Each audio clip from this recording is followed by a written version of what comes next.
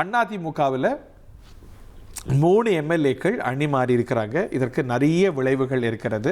So CVS Vijay உறவு அப்படிங்கிறது கசந்து போயிருக்கு, இல்லை அதில் ஸ்ட்ரெயின் உருவாயிருக்கு அப்படிங்கிற புரிதலும் கூட இதன் மூலமாக வருகிறது. ஏன்னா அவங்களோட மொத்தமாக வராமல் தனியாக தாவேக்காவோடு போகிறாங்க அப்படின்னா ஏதோ ஒரு ஸ்ட்ரெயின் அந்த தரப்புக்கும் இந்த தரப்புக்கும் உருவாயிருக்குங்கிற ஒரு பொருளும் வருது. தாய்மானவன் மேலும் விவரங்கள்.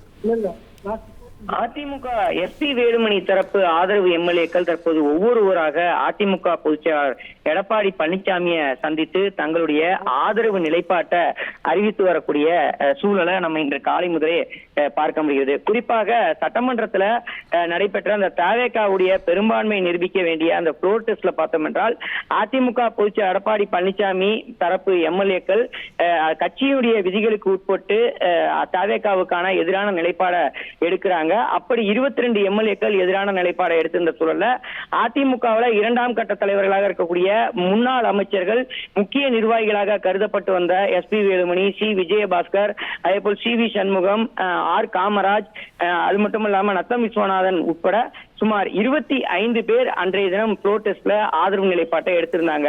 இப்படிப்பட்ட நிலையில தான் 2 தரப்பு அணிகளாக பிளவுபட்டிருந்த ஒரு சூழல்ல தொடர்ந்து அதிமுக பொதுச்செயலாளர் எடப்பாடி பழனிசாமி அவர்களை தற்போது எஸ்பி வேலுமணி தரப்புல இருக்கக்கூடிய எம்எல்ஏக்கள் ஒவ்வொருவராக சந்தித்து தன்னுடைய ஆதரவு நிலைப்பாட்டை வெளியிட்டு தாங்கள் எடுத்திருந்த அந்த முடிவுக்கு வருத்தத்தையும் பதிவு செய்து மன்னிப்பையும் கேட்டிருப்பதாக தகவல்கள் என்பது வெளியிடப்பட்டிருக்கிறது.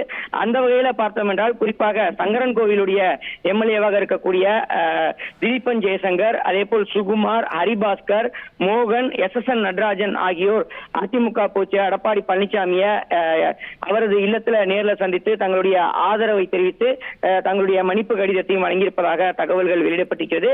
இந்த நிலையில தான் அதிமுக பொதுச்செயலாளர் எடப்பாடி பழனிசாமி தரப்பு ஆதரவு எம்எல்ஏக்களுடைய எண்ணிக்கை என்பது 27ஆக உயர்ந்திருக்கிறது.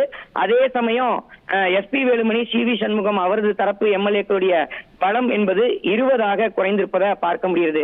இப்படிப்பட்ட நிலையில தான் அதிமுகவுடைய அடுத்த கட்ட அரசியல் நகர்வுகள் என்னவாக இருக்க போகிறது, எஸ்பி வேலுமணி தரப்புல இருக்கக்கூடிய எம்எல்ஏக்கள் மீண்டும் அதிமுகவில் இணைவதற்கு வாய்ப்பு இருக்கிறதா, அவர்கள் மீண்டும் பொதுச்செயலாளரை சந்திக்க இருக்கிறார்களா என்ற கேள்விகளுக்கான விடை என்பது அடுத்த சில மணி நேரத்தில் தெரிய வரும் என எதிர்பார்க்கப்படுகிறது.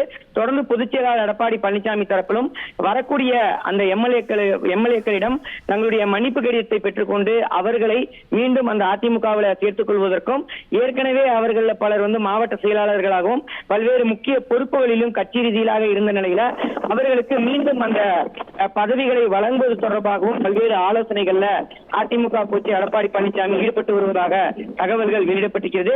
ஏற்கனவே 2 தரப்பு அணிகள் தரப்பிலும் சட்டமன்ற குழு தலைவர் மற்றும் கொறடா ஆகியோரை தங்கள் தரப்பு நிர்வாகிகளை நியமிக்க வேண்டும் என 2 மாறுபட்ட கடிதங்கள் கொடுத்திருந்த நிலையில் சபாநாயகர் எந்த முடிவும் எட்டாத ஒரு சூழல்ல தற்போது பெரும்பான்மையான எம்எல்ஏக்கள் பலமும் தற்போது அதிமுக பொதுச்செயலாளர் எடப்பாடி பழனிசாமி வசம் சென்றிருப்பது குறிப்பிடத்தக்கதாக பார்க்கப்படுகிறது. 1,28,00,000 மனங்களை வென்ற தந்தி டிவி யூடியூப் சேனல். தவிர்க்க முடியாத தம்ப்நெயில், கலக்கலான கான்டென்ட்ஸ். நீங்களும் இந்த குடும்பத்தில் இணைய இப்பவே சப்ஸ்கிரைப் பண்ணுங்க. அசுரபலம் கொண்ட எங்கள் டிஜிட்டல் கரங்களில் உங்கள் விளம்பரங்களை சேர்க்க வாட்ஸ்அப் பண்ணுங்க. 893988883778. Email advtthanditv@dttv.in.